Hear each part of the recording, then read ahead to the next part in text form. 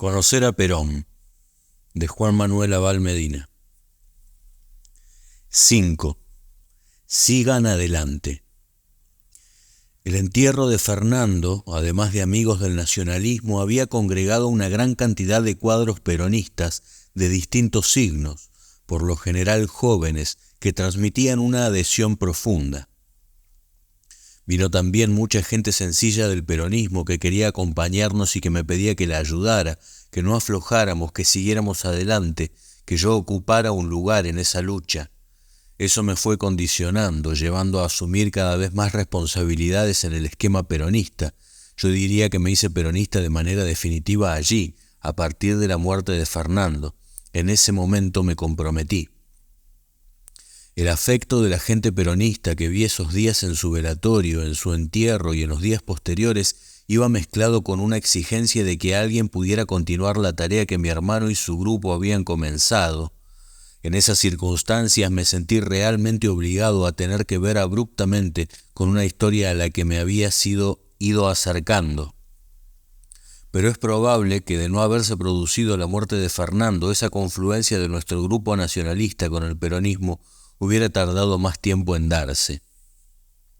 Si no hubiera existido esta irrupción que encabezaron los montoneros, con lo que en nuestro primer encuentro el general llamó el levantamiento montonero, pero que no protagonizaron solo los montoneros, sino también una generación de la juventud peronista, que entonces no era toda montonera.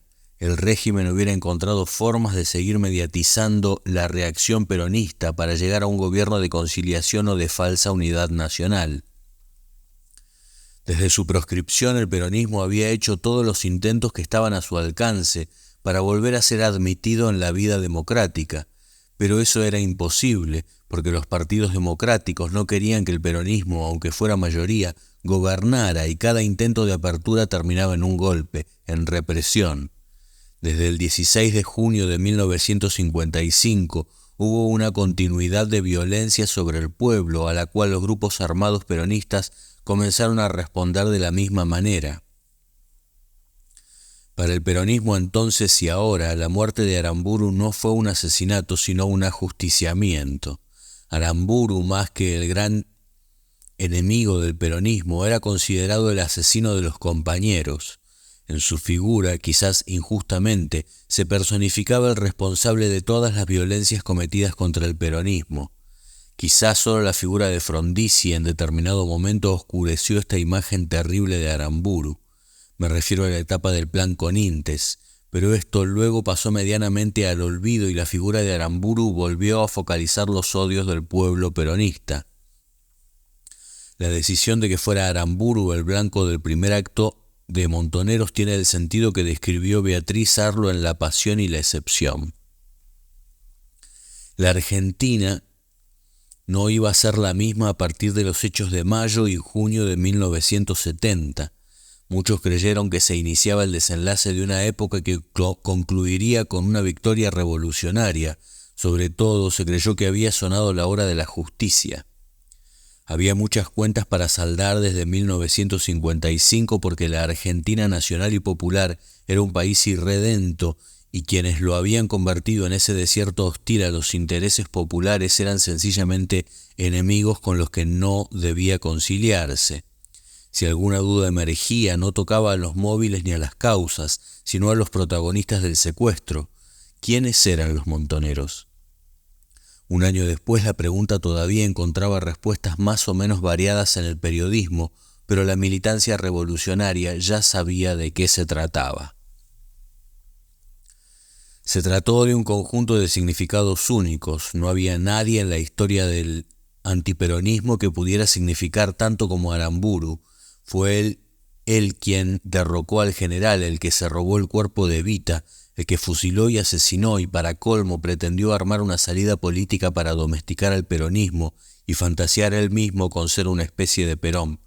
Era demasiado. Por eso la muerte de Aramburu es un hecho crucial en el peronismo. Es un hecho que se decide para marcar dos épocas, el fin de la resistencia y el comienzo de la ofensiva peronista. A esos efectos lo hicieron bien. El cordobazo había bloqueado el intento de Onganía de perpetuarse, pero también marcaba que el peronismo no era único en la movilización popular y en las posibilidades de convocar a los trabajadores a la lucha. A partir de allí, el peronismo comenzó a tomar una actitud totalmente distinta, mucho más activa. Esto produce una dinámica nueva en la cual la tendencia revolucionaria que de alguna manera encarnaría después el Consejo Provisorio de la Juventud Peronista comienza a tener una adhesión masiva, lo que junto al trabajo de muchos años de las organizaciones sindicales genera las condiciones que van a hacer posible el regreso de Perón. En el entierro de Fernando me decían: no nos dejen, sigan adelante. Yo aclaraba que no era montonero, pero no les importaba. Fue una época en la que iba de un local a otro. Eran locales situados en zonas muy marginales, porque no había unidades básicas, no podían existir.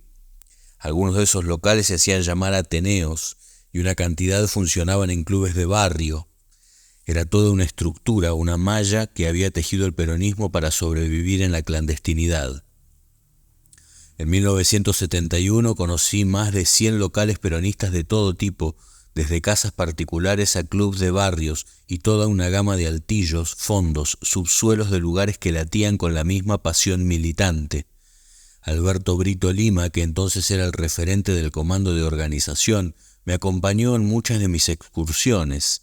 En la capital y la zona norte del Gran Buenos Aires se alternaban los lugares a donde me llevaba Rodolfo Galimberti con los compañeros vinculados a sindicatos, en muchos casos de la Unión Obrera Metalúrgica, e incluso con varios grupos pertenecientes o conectados a Guardia de Hierro, el sector del gallego Alejandro Álvarez.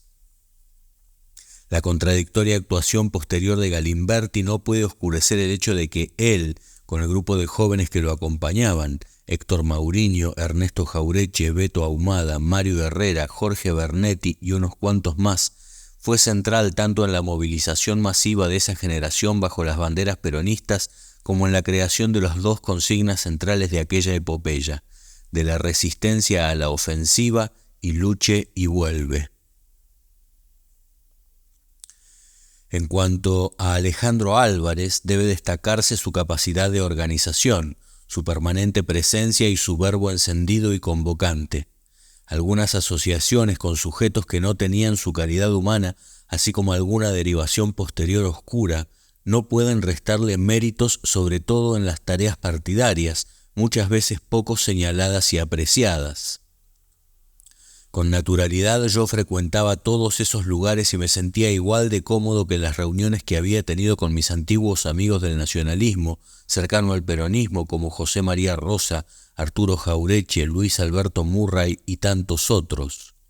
El 3 de julio de 1970, poco más de un mes más tarde de la muerte de Aramburu, José Ignacio Rucci había sido elegido secretario general de la CGT, poniendo en manos del general ese instrumento central.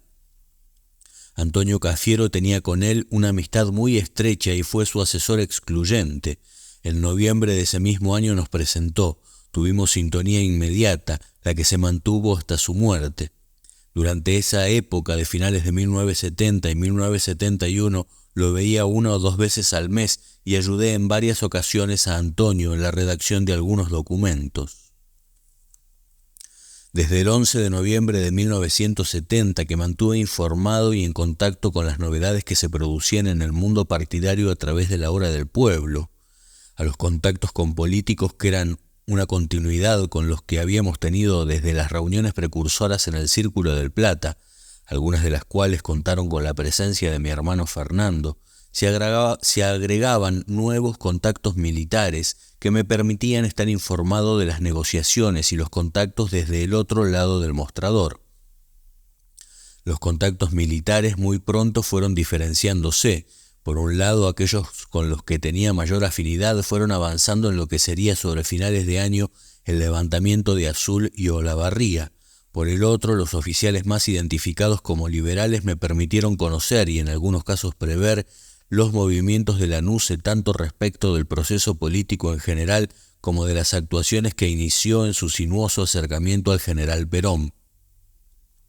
La información que en esta materia me resultaba creíble y valiosa la ponía en conocimiento de Madrid, ya fuera a través de Rodolfo Galimberti y Jorge Antonio, o de Antonio Cafiero y Rucci. Entre otros temas pude adelantarle al general en casi 10 días el viaje del coronel Francisco Cornicelli para verlo en Madrid. Paladino lo supo una semana después que yo, y cuando se lo empezó a informar al general, éste se dio el gusto de interrumpirlo y contarle lo que él ya sabía. También tuvimos datos, con antelación de unos pocos días, del comienzo de los movimientos para la designación del brigadier Jorge Rojas Silveira como embajador en España, y luego, con casi 15 días de antelación, del inicio del operativo para la devolución del cuerpo de la señora Eva Perón. El general me agradeció en cada caso, aunque todo era a través de terceros.